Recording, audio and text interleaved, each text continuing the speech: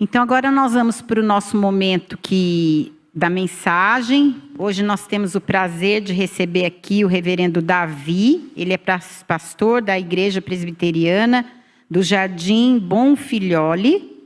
E é uma honra, um prazer tê-lo aqui, pastor. A palavra é sua, por favor.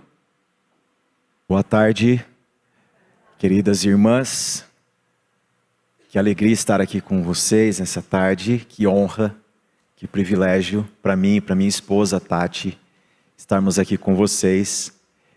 E saúdo também a todas e todos que nos acompanham pela internet. Gostaria de dizer para vocês que aqui está muito bom. Ao vivo é muito melhor. É bom demais. Que alegria estar com vocês aqui para que juntos nós tenhamos comunhão santa com Deus e uns com os outros. Eu convido vocês neste momento a abrir a palavra do Senhor no segundo livro dos Reis, capítulo de número 4. E se você puder, em reverência à palavra de Deus, ficar em pé para que façamos a leitura desse texto.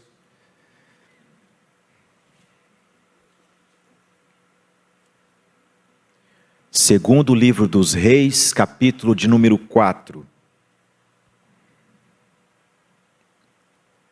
Nós leremos dos versos 1 ao 7. Diz-nos assim a palavra do Senhor. Certa mulher dos discípulos dos profetas clamou a Eliseu, dizendo: meu marido, teu servo, morreu, e tu sabes que ele temia ao Senhor.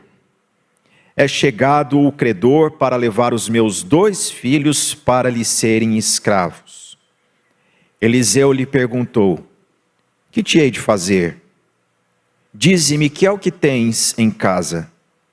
Ela respondeu: tua serva não tem nada em casa, senão uma botija de azeite. Então disse ele: vai, pede emprestadas vasilhas a todos os teus vizinhos, vasilhas vazias, não poucas. Então entra e fecha a porta sobre ti e sobre teus filhos, e deita o teu azeite em todas aquelas vasilhas. Põe-a à parte a que estiver cheia. Partiu, pois, dele e fechou a porta sobre si e sobre seus filhos. Estes lhe chegavam as vasilhas, e ela as enchia. Cheias as vasilhas, disse ela a um dos filhos: chega-me aqui mais uma vasilha. Mas ele respondeu: não há mais vasilha nenhuma. E o azeite parou. Então foi ela e fez saber ao homem de Deus. Ele disse: vai, vende o azeite e paga a tua dívida, e tu e teus filhos vivei do resto. Oremos mais uma vez. Senhor, esta é a tua santa palavra, e nós somos a tua igreja. Nós dependemos de ti. Fale o Senhor a nós para que vivamos. Aplique a tua palavra aos nossos corações nesta tarde. Em nome de Jesus oramos. Amém. Amém. As irmãs podem se assentar, por gentileza, e mantenha a sua Bíblia aberta para que meditemos nesse texto da palavra do Senhor. Eu quero hoje meditar com vocês num tema que eu acho extremamente pertinente para esses dias que nós estamos vivendo. Eu quero refletir com você hoje sobre enxergando a solução de Deus em meio à crise. Enxergando a solução de Deus em meio à crise. Crises nós temos na história diversas. Crises perpassam histórias das famílias. E elas podem vir de qualquer direção, e elas causam em nós diversas reações.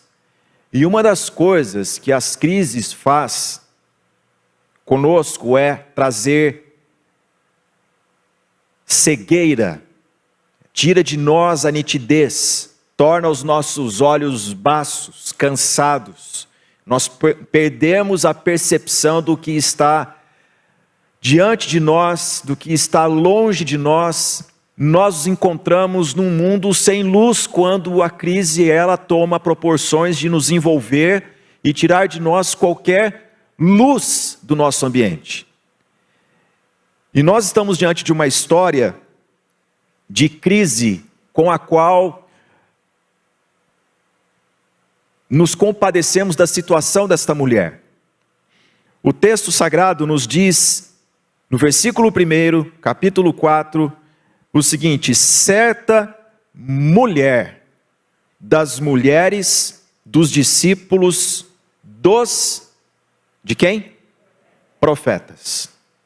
Primeira coisa que eu gostaria de meditar com vocês é sobre isso. É que a lei da gravidade da vida, ela existe, ela é um fato. Ela pode atingir a qualquer um de nós. Seja você de que etnia for, de qual classe social for, nós sabemos que a lei da gravidade da vida, ela pode afetar a qualquer pessoa. E esta pandemia mostrou isso em todo o mundo. Pessoas que não imaginavam ordens de problemas experimentaram diversos por conta desta lei da gravidade que afetou a todos nós. Todos nós. E aqui nós vemos uma realidade que ela cala um discurso que muitas vezes eu ouvi e você também deve ter ouvido, de que o crente ele não passa por adversidades ou por crises, ou que em tudo a vida cristã é só vitória. Já ouviu esse tipo de coisa?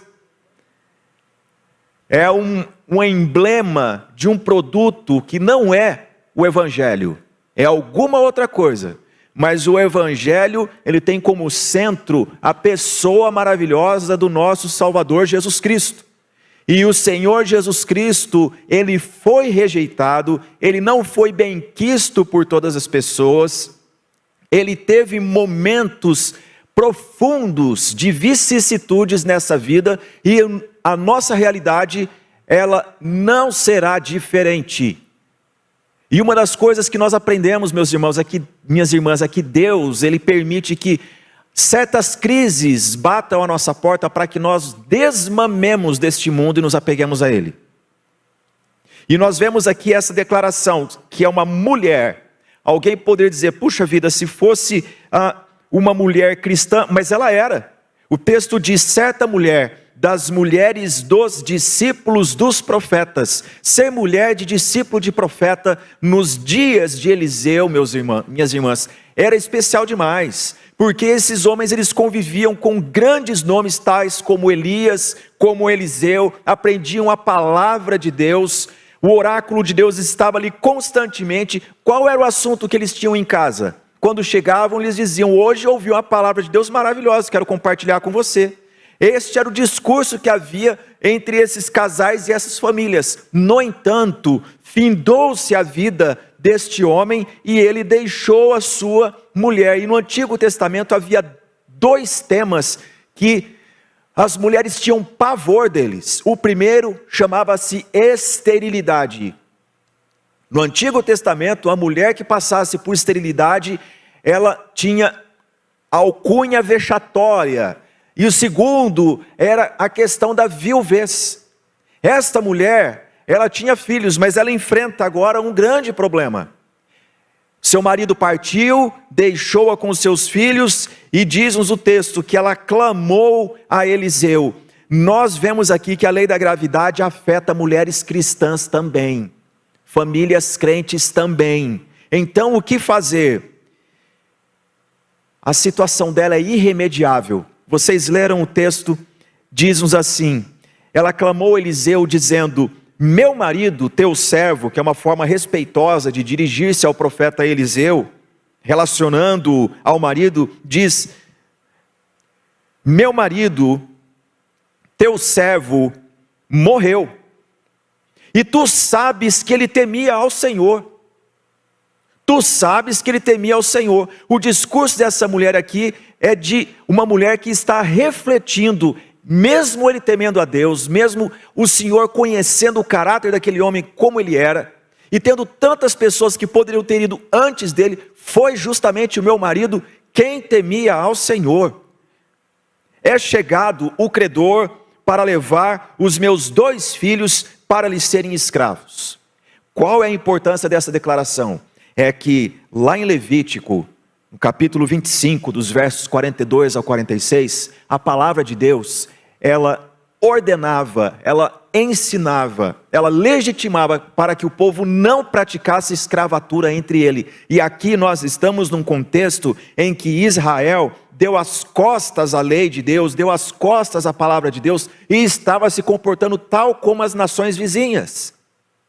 E não importa se essa mulher agora é uma viúva, o que interessa é que eu posso fazer grana com os filhos dela. É isso que os algozes da alma dela pensavam. E ela diz para o profeta Eliseu, é chegado o credor. Ela não reflete com ele, olha, talvez eles venham, há uma dívida que ficou a saldar, e eu não sei, eu quero saber do Senhor. Não, ela diz, é chegado, eles chegaram. Imagine a vila que essa mulher morava. Tinha uma praça, será? Tinha um poço central. Tinha ali um ambiente onde as pessoas, um portal por onde passava e dizia, olha, chegou uma caravana, ela veio de tal lugar. Olha, chegou mais uma comitiva de outro endereço e veio para tais objetivos. Agora chega na cidade um boato, chegaram os credores que querem levar os filhos da mulher viúva. Como que isso afetou a alma dessa mulher? Não é levar um filho e deixar outro. Ela diz, é chegado o credor para levar os meus 2 filhos, para lhes serem escravos. Minhas irmãs, como deve ser difícil para mulheres que vivem numa cultura que corre risco de escravidão, ver seus filhos sendo levados para servir a outros, nos seus propósitos, nas suas intenções, sabendo que seus filhos não voltarão mais, que seus filhos não terão mais poder de decisão de que hora deitar-se para dormir, ou que hora levantar-se, o que comer, o que beber, porque o escravo na mão do seu senhor, ele perde toda esta liberdade de ser pessoa. E ela está com essa sentença suspensa sobre a sua cabeça. E ela procura por Eliseu. Irmãs, o que eu acho interessante aqui, e que eu quero chamar a sua atenção, é que essa mulher, ela é crente. Ela é uma mulher crente. A crise chegou para ela. Todavia, ela é uma mulher crente. A prova disso é que ela vai ao encontro do profeta Eliseu, um homem levantado por Deus para comunicar a sua verdade ao seu povo. E ela procura por Eliseu e ela clama a Eliseu. Deixa eu fazer uma pergunta para vocês aqui essa tarde, você que nos assiste também. Talvez você esteja passando por um momento parecido, em que a insegurança, o cobrador bate à sua porta, e aqui não estou falando apenas a questão, no quesito financeiro, mas de coisas que acontecem na vida humana, notícias que não esperávamos, mas chega, bate a porta, o laudo de um laboratório, a opinião de um médico, tudo isso bate a porta. O que fazer? Essa mulher, ela clama a Eliseu. Eu vou fazer a força de expressão aqui, de dizer a vocês o seguinte: clame pela palavra de Deus. No seu momento de crise, clame pela palavra de Deus. Nós muitas vezes somos incitados a primeiramente compartilhar com a melhor amiga ou o melhor amigo, não é verdade? Ou então pensar assim, quem é que já passou por isso no meu lugar? Irmãs e irmãos, nós temos a palavra de Deus, precisamos dialogar com a palavra de Deus no momento da nossa crise, e é exatamente isso que ela faz. Veja só, há uma relação íntima desta mulher com a vida do seu marido, porque ela diz, meu marido teu servo morreu, e tu sabes que ele temia ao Senhor. Ela tem a lembrança de quem foi seu marido, ele partiu, mas ele temia ao Senhor. Temer ao Senhor.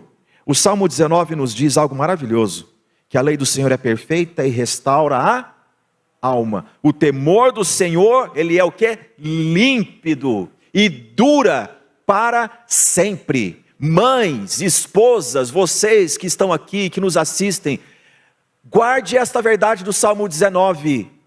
Uma vez que você ensina a palavra do Senhor Deus aos seus filhos, ao seu marido, uma vez que você ensina, esposo, a sua esposa a ler, a meditar na palavra, você ensina os da sua casa, o temor do Senhor dura para sempre.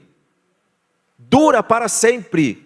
Este homem, discípulo dos profetas, ele deixou um legado de temor a Deus para a sua esposa, e no momento da crise, ela lembra: meu marido temia ao Senhor, vou conversar com Eliseu. Há uma relação entre o temor do Senhor e a palavra de Deus, a leitura da palavra de Deus. O temor do Senhor e meditar nas Sagradas Escrituras. Há uma relação íntima entre o zelo pela palavra, o zelo pela presença de Deus, o zelo pela glória de Deus e pela oração. Há uma relação muito próxima. Quem diz eu temo a Deus é pessoa que medita nas Escrituras. Quem diz eu temo a Deus é uma pessoa que busca a Deus em oração.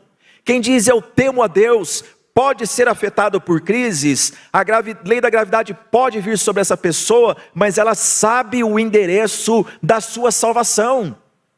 E essa mulher, ela demonstra isso. Como você se encontra neste mundo? A pandemia te deixou sem marido. A pandemia te deixou sem filhos. Sem família. Há algo sobre a tua cabeça lhe tirando a paz. Eu quero dar uma boa notícia para você aqui essa tarde. Você que nos assiste também, lembre-se disso. Uma coisa que as Sagradas Escrituras nos ensinam é que Deus não deixa seus filhos órfãos. Não há órfãos de Deus.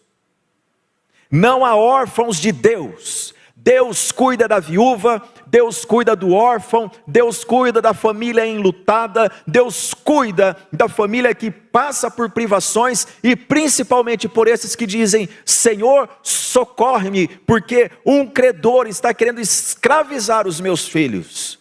Eu não sei o que fazer. Esta mulher, ela dá para nós princípios de Deus para passar por momentos tais como esse. Como enxergar solução de Deus quando à porta nós temos alguém pronto para escravizar a nossa família?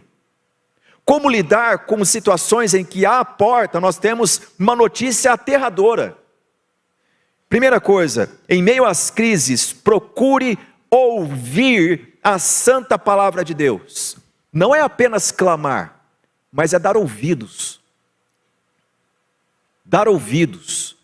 Estudos mostram que a nossa geração é uma geração que não suporta longas conversas. Nós sabemos muito bem disso. E eu vivo nessa geração. Eu também procuro acelerar os áudios que eu recebo. Aprendi isso recentemente. O tempo é cada vez mais exíguo. Mas nós, minhas irmãs e irmãos, nós precisamos entender que há algo de especial em inclinar os ouvidos para ouvir e ouvir a palavra de Deus. Esta mulher nos dá esta lição: em meio às crises, procure ouvir a palavra de Deus. Talvez você ache que não tenha relação nenhuma a crise financeira que se instalou na sua casa com a palavra de Deus, mas eu digo para você, tem. Você pode ouvir da palavra de Deus conselhos para que você atravesse esse vale. Talvez você pense, na Bíblia não tem nenhum pai ou mãe que teve um filho drogadicto. Por que eu vou... Ouça, a palavra do Senhor tem princípios e preceitos. Sabe o que significa isso? Preceito é uma ordem clara. Vou dar um exemplo para você de um preceito: não matarás, ponto final. Não precisa de explicação, não é verdade? Isso é um preceito. É igual uma placa de trânsito que está lá: 80 quilômetros por hora. O que quer dizer isso? Acima disso você está transgredindo a lei. E o que são os princípios? Princípios aguçam a nossa sabedoria. Já andou no shopping e já viu uma placa assim, cuidado, piso molhado? Ali tem princípio e preceito, porque você não enxerga onde que o piso está escorregadio, e então você começa a andar mais devagar e prestar atenção nos seus passos. A Bíblia tem princípios e ela tem preceitos. Quando você ouve a palavra de Deus, você sabe o que é para agora, o que é de imediato, e aquilo também que aguça a tua sabedoria, para você viver em momentos como esse. Essa mulher busca a palavra do Senhor Deus, clamou a Eliseu. A segunda coisa que nós aprendemos aqui, é que quando ela dialoga com Eliseu, a palavra faz com que ela reflita algo muito especial, é que homens são limitados para nos socorrer. Quando ela conta para Eliseu o seu estado, a sua sorte, Eliseu diz, versículo 2, Eliseu lhe perguntou, que te hei de fazer? Eu gosto de estudar as grandes perguntas da Bíblia.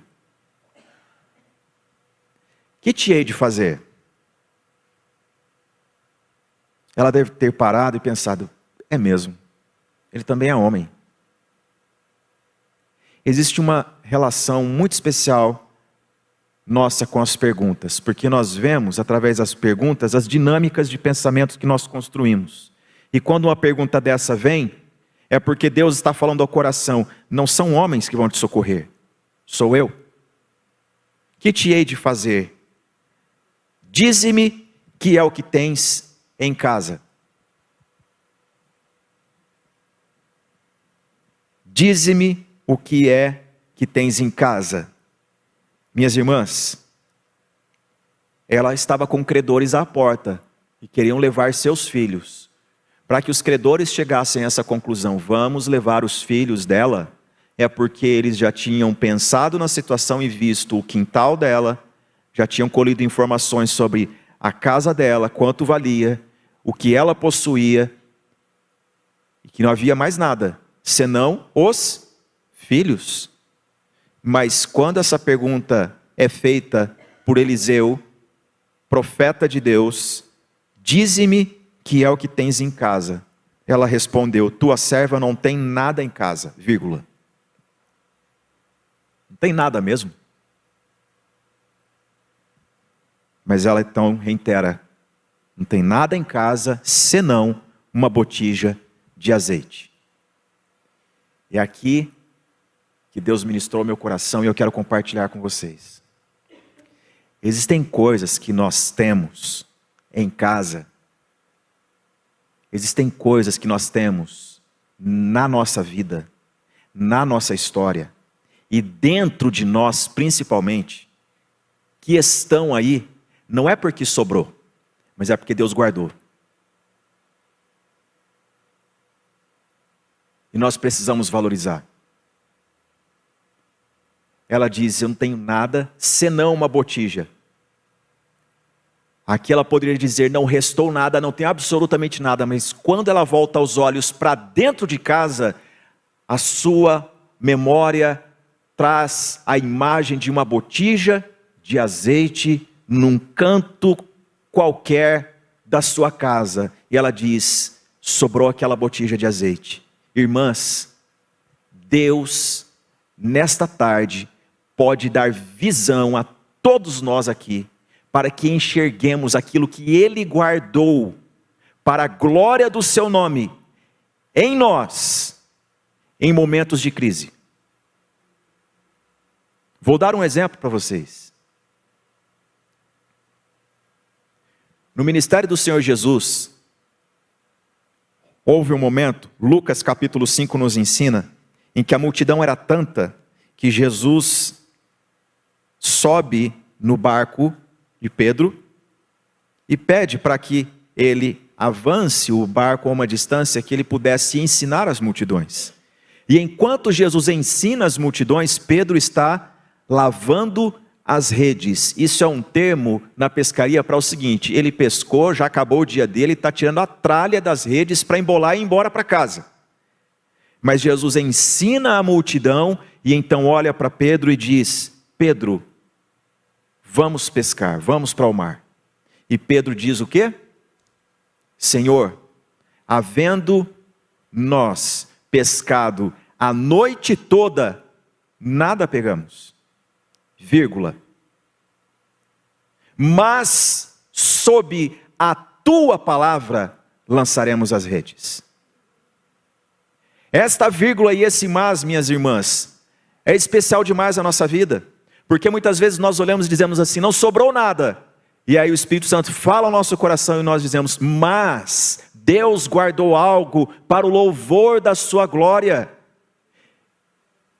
E ele, voltando-se para o mar com Jesus no barco, a pesca foi tão grande, que voltaram para a praia. Mas aqui eu não estou pregando para falar sobre pesca, sobre recursos financeiros, sobre coisas materiais. Mas a coisa mais especial que é valorizar a presença de Deus, porque eles deixaram a pescaria, deixaram o barco, deixaram o pai, deixaram a empresa de pesca para seguir a Jesus.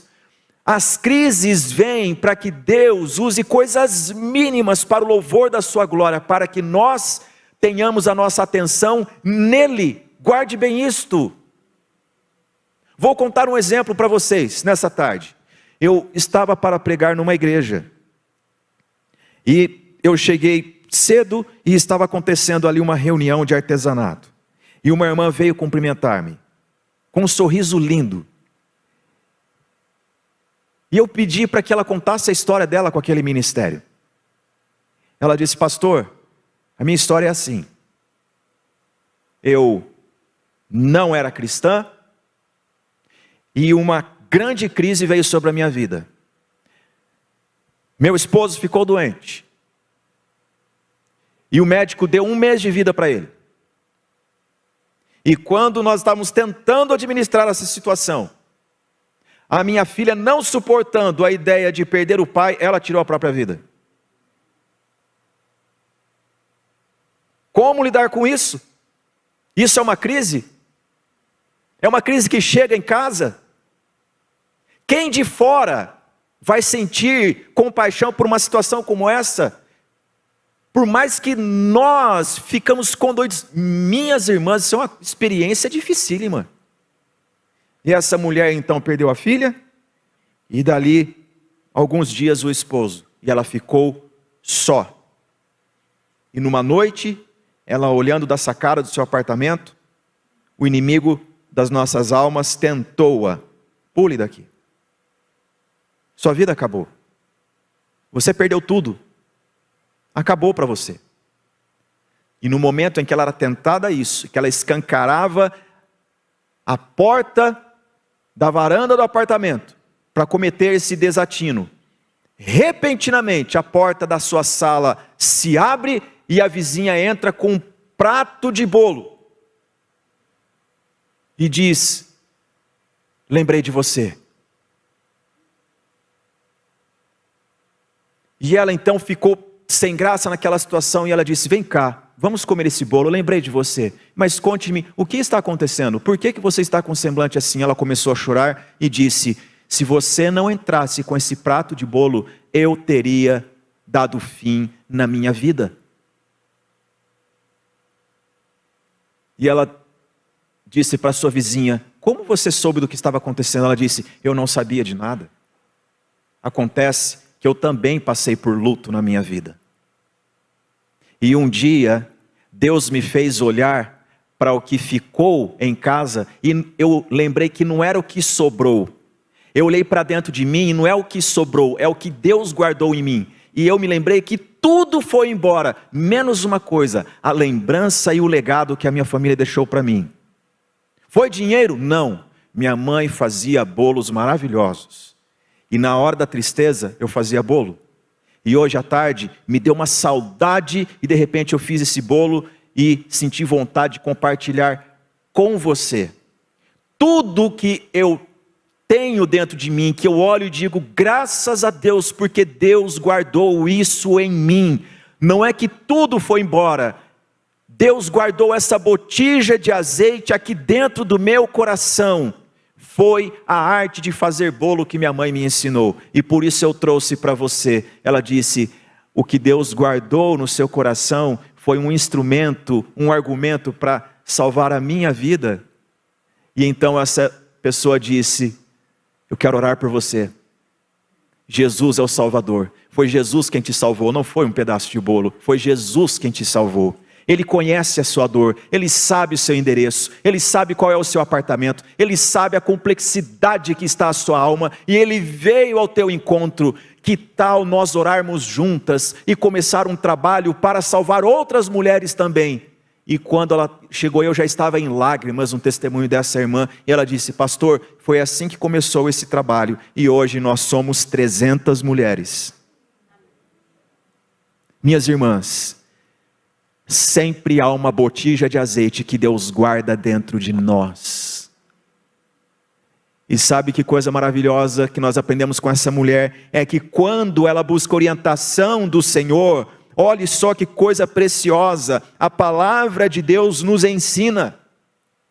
Ensina o quê? A sair pelo mundo gritando por socorro, a sair esperando dos homens. Olha o conselho que Eliseu deu para essa mulher. Vai, pede emprestada vasilhas a todos os teus vizinhos, vasilhas vazias, não poucas. Ela então tem que começar a pedir na vizinhança vasilhas. E quando nós pedimos algo para alguém desse tipo, me dê vasilhas vazias. Qual a pergunta? Para quê? O que vai acontecer? O que você está planejando? Nós envolvemos outras pessoas na missão que Deus está realizando na nossa vida. Ela traz vasilhas para dentro de casa e o conselho é este. Então, versículo 4, então entra e fecha a porta sobre ti e sobre teus filhos, e deita o teu azeite em todas aquelas vasilhas, ponha à parte a que estiver cheia. Partiu, pois, dele e fechou a porta sobre si e sobre seus filhos. Estes lhe chegavam as vasilhas e ela as enchia, em nome de Jesus. Eu quero hoje dar esse recado de Deus para as mães que aqui estão e as que nos assistem. Se você estiver preocupada e há um perigo iminente à porta, querendo roubar de você os seus filhos, obedeça a palavra de Deus. A solução, a salvação dos seus filhos não está em matricular em escola de inglês e alemão e francês, e academia, e curso de mais isso, mais aquilo outro, para ocupar toda a agenda do filho e encher a cabeça dele. A salvação está em você, mulher, ter visão de Deus, para envolver seus filhos no projeto que Deus deu a você, dentro de casa. Chame seus filhos, feche a porta. Aqui é uma menção clara, meus irmãos, que nos remete àquilo que Jesus Cristo nos ensinou. Tu, porém, quando fores orar, não faça como os hipócritas que vão nas praças, mas entra no teu quarto e fala com teu pai que te ouve, não vê em secreto.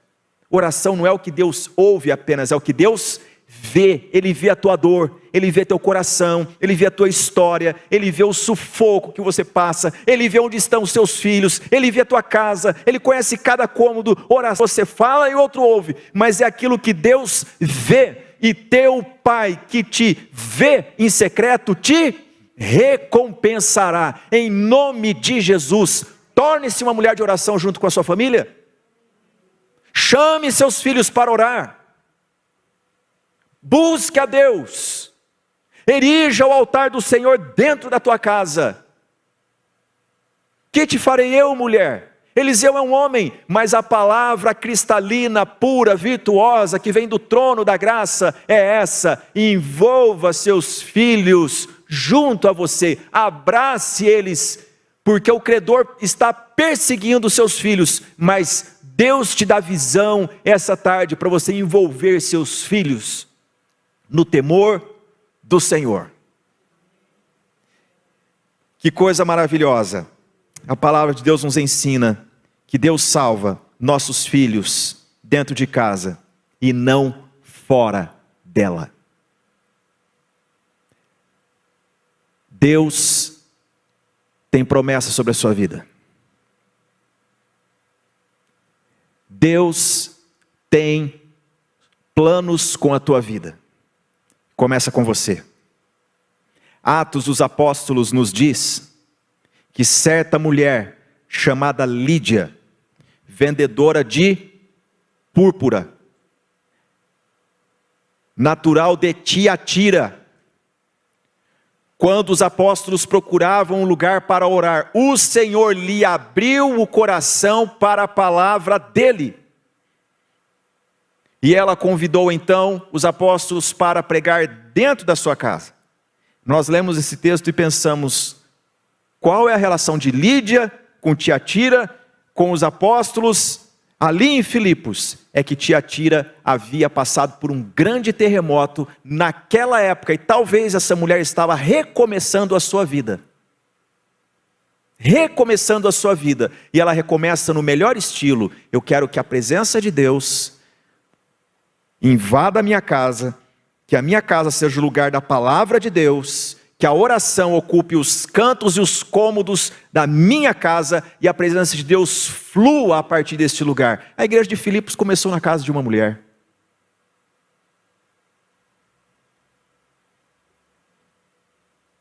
Versículo de número 7 nos diz: então foi ela e fez saber ao homem de Deus. Ele disse: vai, vende o azeite e paga a tua dívida, e tu e teus filhos vivei do resto. Deus deu a provisão para essa mulher. Mas observe bem, no versículo 1, ela procura saber qual é a vontade de Deus e o que a palavra de Deus tem para ela no seu momento de crise. E quando a solução é aplicada e ela tem esse recurso em mãos, ela também busca a direção de Deus. Eu tenho o recurso em mãos, Senhor, e agora, o que eu faço? Irmãs, dependa unicamente da palavra de Deus. Ela é tudo. Ela te direciona no início, no meio e no fim. Que coisa maravilhosa nós aprendemos dessa mulher. Não basta apenas ter o recurso em mãos. Nós devemos manuseá-lo segundo a palavra de Deus. Segundo a palavra de Deus. E como que essa história termina? Termina assim. Esta mulher obedeceu, saldou a sua dívida, não perdeu seus filhos. Nessa tarde, eu gostaria de encorajar você, porque o marido dela morreu, mas ela aprendeu que a palavra de Deus permanece viva. A palavra de Deus é viva. A palavra de Deus é viva. Irmãs, a palavra é viva. Aquela mulher tinha seus filhos correndo perigo, mas ela obteve segurança na palavra de Deus. Seus filhos estão passando por perigo. A palavra de Deus é a solução. Todas as mães da nossa igreja no Jardim Bonfilioli, quando chegam e dizem: pastor, eu estou com um problema com o meu filho, eu digo: Deus vai te usar. Não é apenas vou orar, vem cá, vou orar por você aqui e cada um segue sua vida. Não, Deus vai te usar. Deus vai te usar. Irmãs, Deus usa mães para salvar filhos. Deus usa esposas para salvar casamentos. Deus usa avós. Deus usa mulheres. Ah, minhas irmãs, a grande diferença que há entre Coreia do Sul e Coreia do Norte são mães que começaram a orar por suas famílias. E um avivamento hoje acontece naquele lugar. Os credores chegaram, mas mais perto está o Senhor do que os credores. Eu convido você a se colocar em pé neste momento e nós vamos orar.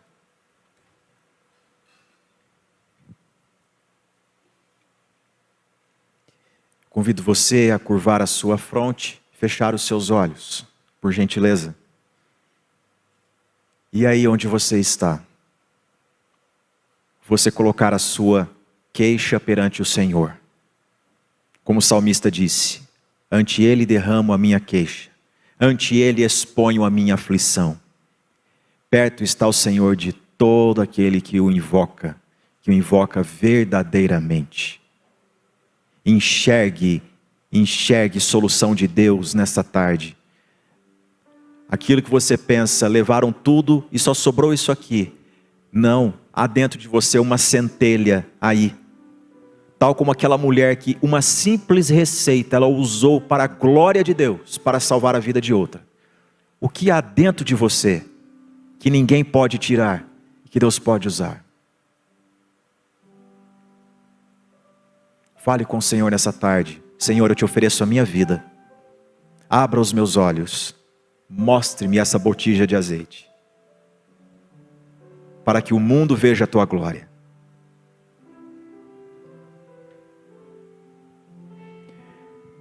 Pai Santo, te louvamos por esta tarde e pedimos a ti, ó Deus, perdão dos nossos pecados e pedimos a ti, Senhor, direção no nosso coração. Ó Deus, abra os nossos olhos. Num mundo em crise, num mundo em que as pessoas estão cegas de raiva, cegas de indignação, cegas do infortúnio, dá-nos visão do alto para salvar a nossa casa, para salvar a nós mesmos. Não a nós, Senhor, não a nós, mas ao teu nome sejam dadas glórias. Ó Deus, se o Senhor permitiu que passássemos por uma crise, é porque o Senhor reservou algo para o louvor da sua glória em nós.